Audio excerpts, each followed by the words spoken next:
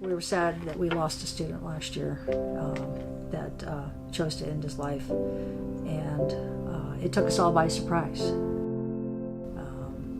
Someone that no one had ever suspected, and what we've since discovered is that's how that happens sometimes.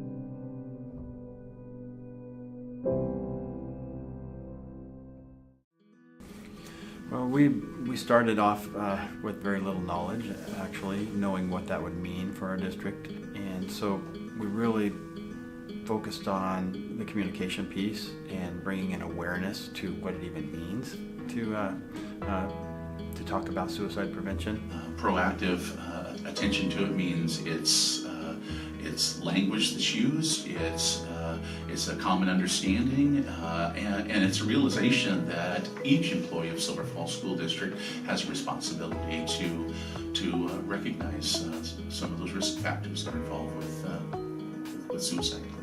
There's some things that we just can't say, well, because we're small, we can't do that. There's just some things for suicide prevention that are just going to be non-negotiable, and we need to do it for the safety and health of our students. First steps.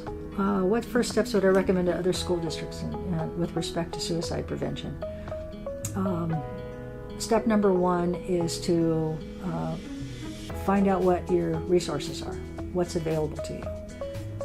You need to know how to respond should something happen as a first place. What has happened, and talk to people who have experienced it. Reach out to people and find out what that's like and where they received information.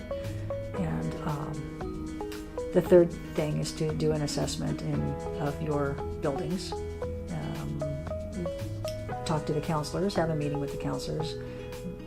What level of risk do we have? If you don't know that already, find out what's the level of risk. Do we know students who are struggling?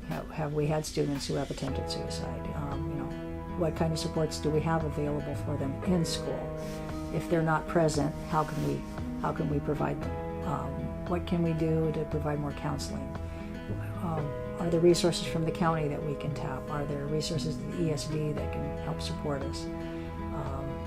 And then start educating your parents about the topic. You have to have a courageous conversation about the topic to be able to address it before it happens. We started off using the step-by-step tool from WESD that helped us do an assessment of where we're currently at as a district, and then we took that back to our building staff and talked with administration and counseling and talked about how we could approach our staff with that tool. The ESD, in conjunction with Plans for Life, put together this, which I'm a checklist person, and so I really loved this step-by-step comprehensive guide. It was really overwhelming at first to look at the checklist and see everything that, in my mind, I felt like, oh my goodness, I need to get this all done in 1 year. And the ESD came alongside and gave us the permission to not have to get it all done in a year.